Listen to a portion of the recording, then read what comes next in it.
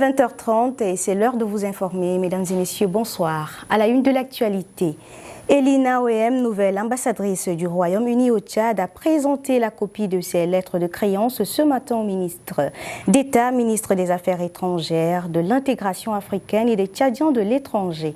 Par ailleurs, la ministre des Transports, de l'Aviation civile et de la Météorologie nationale a présidé la cérémonie d'installation des membres de la Commission nationale de la sécurité routière.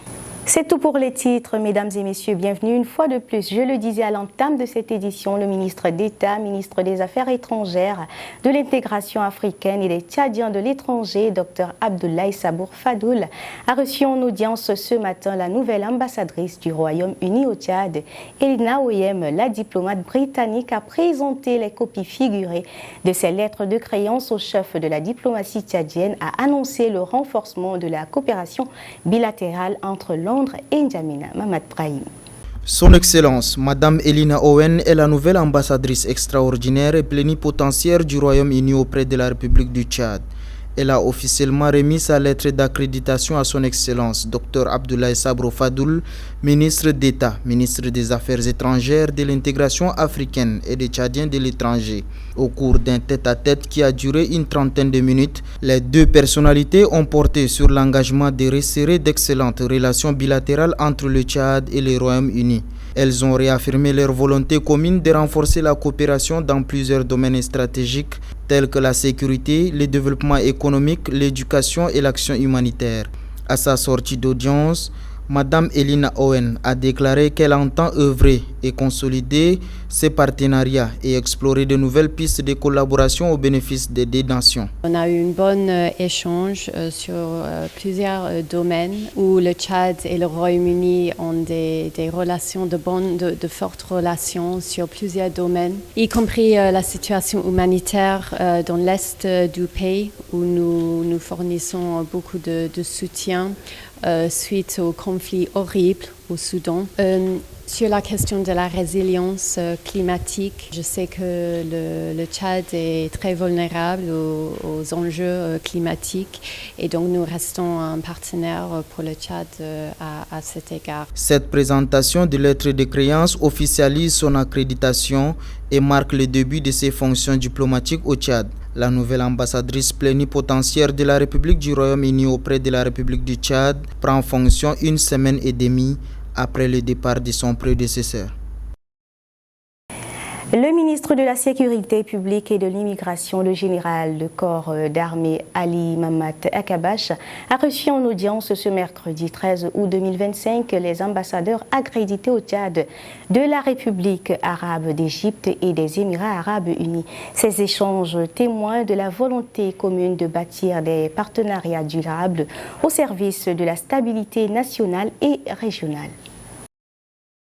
Entouré de ses plus proches collaborateurs, le ministre de la Sécurité publique et de l'immigration, Ali Ahmad Habash, a salué l'excellence des relations bilatérales et réaffirmé l'engagement du gouvernement tchadien à renforcer la coopération dans des domaines stratégiques tels que la sécurité intérieure, la formation spécialisée et le partage d'expertise technique. La première audience a été accordée à son Excellence Tarek Mohamed El Saïd Youssef, ambassadeur extraordinaire et plénipotentiaire de la République arabe d'Égypte.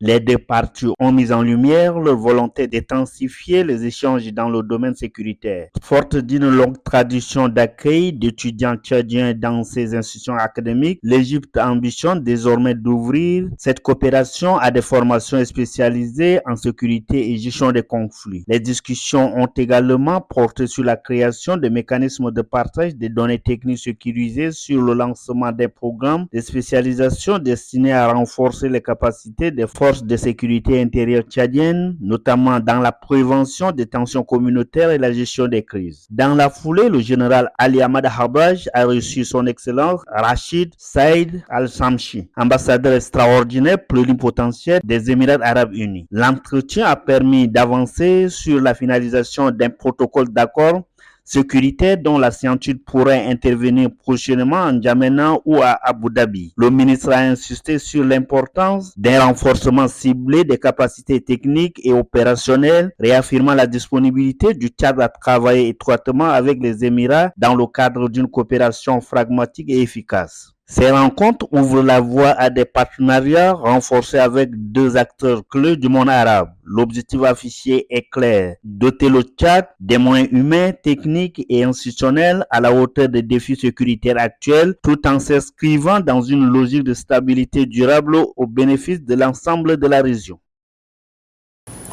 Madame Fatimé Goukouni Wadaï, ministre des Transports, de l'Aviation civile et de la Météorologie nationale, a présidé la cérémonie d'installation des membres de la Commission nationale de la sécurité routière jeudi à N'Djamena.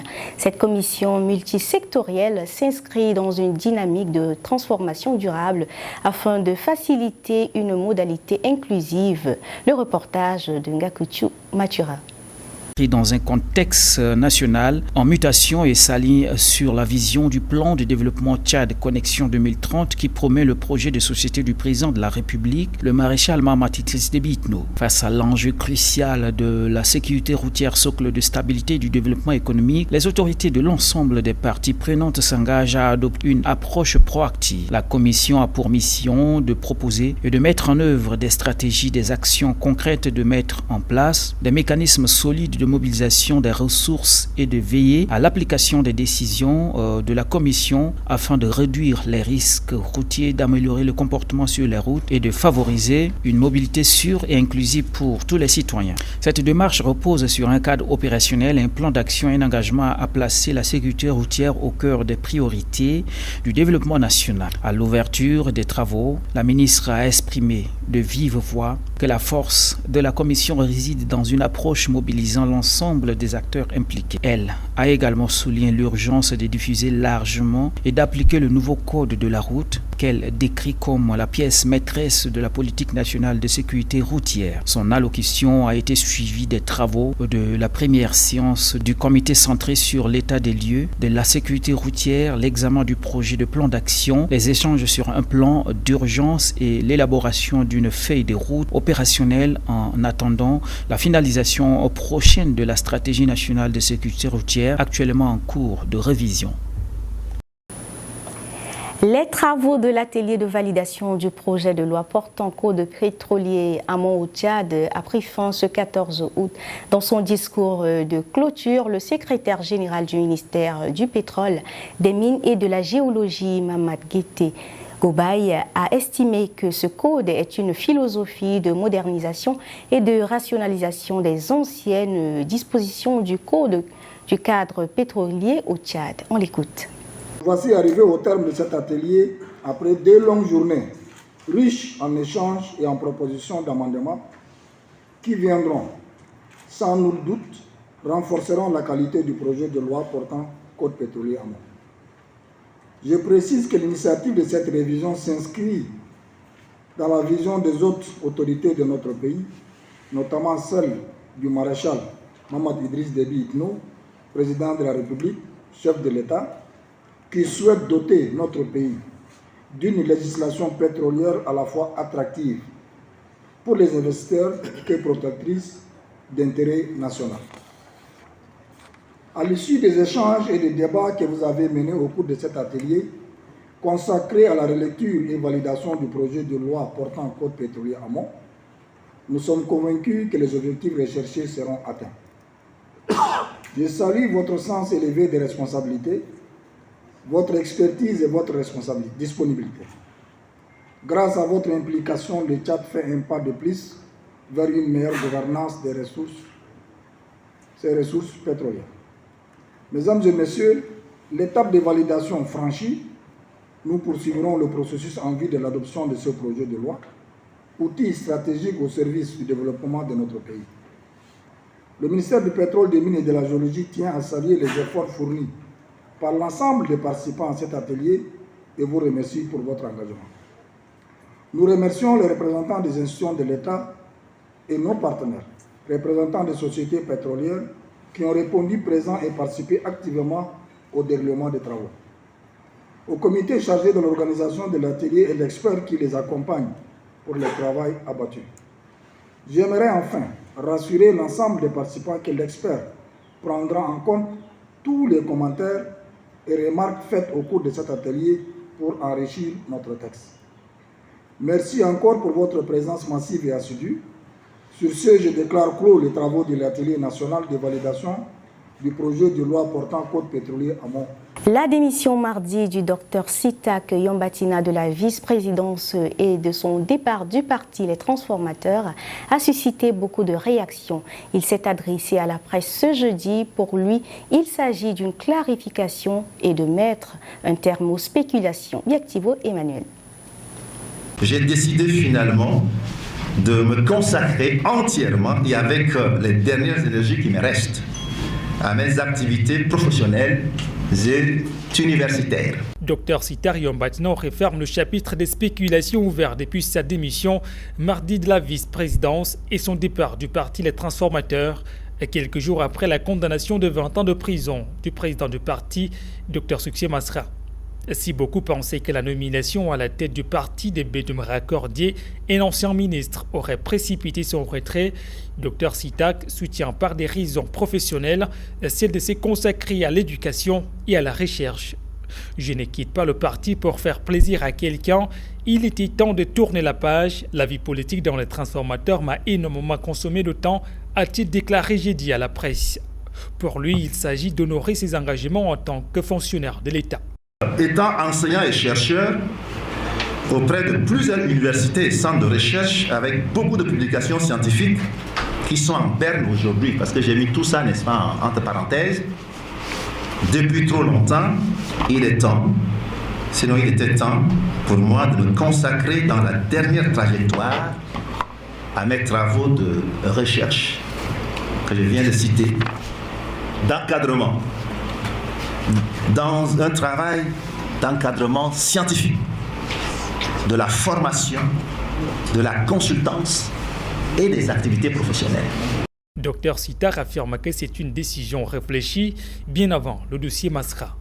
J'ai fait ce que je fais. Je devais même partir depuis, mais il fallait, n'est-ce pas, que je ne passe pas pendant cette phase. Il fallait que j'attende, non. Il fallait, n'est-ce pas, que je fasse ce que je fais. Donc j'ai fait ce que je fais. J'ai dit maintenant la suite, ça appartient à Dieu. Sa réponse à la presse sur son avenir politique a été évasive, apportant la politique dans tout le domaine, même aux obligations professionnelles. La politique, elle est partout. La politique est dans l'éducation. Quand je dis que je vais me consacrer, n'est-ce pas, aux travaux de recherche, de formation et d'encadrement, n'est-ce pas, des gens, c'est la politique. C'est la politique de l'éducation. J'ai fait la politique de l'éducation. Le ministre de l'Éducation, de l'enseignement supérieur fait la politique de l'éducation. Le ministre de la Santé fait la politique de la santé. Le ministre de l'Agriculture fait la politique de l'agriculture. La ménagère qui est chez moi à la maison, là, elle fait la politique de mon salon. Pour que mon salon soit propre et que moi je la paye à la fin du mois. C'est comme ça. Donc elle fait sa politique extra. Donc la politique, elle est partout. L'homme T3 dit cependant maintenir son habitude des combattants pour la justice et le respect des droits humains, des valeurs qui l'ont placé au cœur de l'idéologie de son désormais ex-parti. Ouverture hier 13 août de l'atelier de validation du plan de développement sanitaire du Mandoul. C'est le délégué général du gouvernement auprès de la province du Mandoul, Mamat Abdallah Fadoul, qui a ouvert les travaux. La correspondance de Dominique Didéo. Ce plan provincial de développement sanitaire 2022-2030 de la province du Mandoul est un document qui vise à améliorer l'accès des populations aux services sociaux de base à travers la modernisation des infrastructures sanitaires, le renforcement des ressources humaines en santé et la couverture sanitaire universelle. C'est le délégué général du gouvernement auprès de la province du Mandoul, Ahmad Abdallah Fadoul, qui a présidé la cérémonie de validation de ce plan en présence du président du conseil provincial du Mandoul, Mille Romba Frédéric, du chef de mission Doumaï Omi, directeur général des ressources et de la planification adjoint au ministère de la Santé, des autorités administratives, communales et sécuritaires. Dr Ndoué Djonga relève dans son intervention que ce plan est orienté sur 6 axes prioritaires avant de se focaliser sur l'objectif. Cet atelier, comme est un processus long, plein d'embûches, qui a permis à la délégation, avec l'appui des différents cadres ici représentés et des partenaires techniques, et aussi l'appui de certaines délégations transversales qui, pendant plusieurs ateliers, ont permis à ébaucher le plan provincial de développement sanitaire du Mandoul pour la période 2023-2030. Nous aurons ainsi l'occasion de défiler les 10 plans à travers les différents axes. Le chef de mission Ndoumbaye Omi, pour sa part, rappelle que le plan découle du plan national de développement sanitaire avant de situer le contexte du Mandoul. Le plan provincial de développement de la province du Mandoul est le fruit d'un processus qui est participatif, consensuel et repose sur un diagnostic approfondi des réalités sanitaires de la dite province. Il définit les priorités et les orientations, les défis et propose des solutions concrètes, réalistes, mesurables. Lançant officiellement l'atelier, le délégué général du gouvernement auprès de la province du Mandoul, Ahmad Abdallah Fadoul, appelle les participants à la responsabilité. Je vous appelle au sens des responsabilités pour que notre plan provincial de développement sanitaire reflète notre réalité et répond aux aspirations de la population mandoulaise. Une copie du plan provincial de développement sanitaire est remise au délégué général du gouvernement auprès de la province du Mandoul et des ordinateurs à la délégation sanitaire pour permettre un travail de collecte des données fiables. Le secrétaire général de la province du Mandoul, Dimas Ndjedouboum, a lancé les épreuves écrites des examens de sortie des apprenants du centre de formation technique et professionnelle du Mandoul. Ce sont au total 114 candidats, toutes séries confondues, qui ont composé cet examen. Dominique Didou, une fois de plus. Cet examen vise à jauger le niveau des apprenants après 2 ans de formation dans cette filière afin de leur délivrer leur diplôme de fin de formation. Ndjebolo Josias, délégué provincial de la formation professionnelle, par ailleurs directeur du centre de formation technique et professionnelle de Koumra, fait le point. Nous avons au total 7 filières. Donc nous avons 114 candidats. Au début, nous avons commencé avec 267 apprenants au total, y compris la première année. Mais après la fin, nous sommes retrouvés avec 217 apprenants, dont 114 candidats, toutes séries confondues pour la session d'août 2025. Le secrétaire général de la province du Mandoul, Dimas Ndjedouboum, le président du conseil provincial du Mandoul, Mili Romba Frédéric, et le sous-préfet de Koumra Rural, Drapeau Tiraïna, ont ensuite ouvert l'enveloppe scellée des épreuves et lu les premières épreuves de technologie générale de quelques filières. Dimas Ndjedouboum se prononce. Et nous demanderons à chaque candidat d'être serein, de remuer son cerveau pour donc retrouver ce qu'il a appris. Il faut noter que ces apprenants, après leur diplôme, sont directement mis sur le marché d'emploi. Mesdames, Messieurs, c'est tout pour cette édition. Merci à vous de l'avoir suivi. Très bonne suite des programmes sur Tchad 24 International.